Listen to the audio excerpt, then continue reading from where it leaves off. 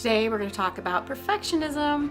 We talk about it a lot with failure or with other ideas of being gentle to yourself, but I would argue that perfectionism plays an enormous role in a lot of sugar addiction and in addictions as a whole, because we really want to be all or nothing about things. And we're basically saying, if I can't be there now, then forget it. We can't, again, look back on all of these years of human history and find that humans have a tendency to work really hard and then eventually attain perfection in this lifetime.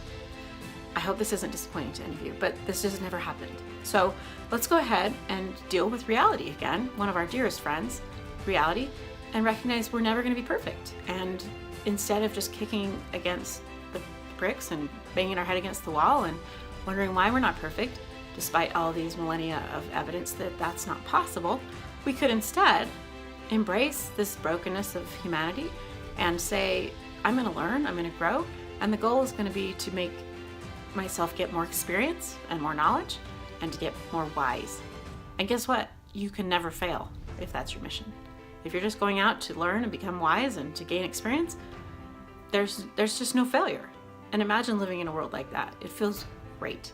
And you're finally able to be free to go out and find yourself and do what needs to be done.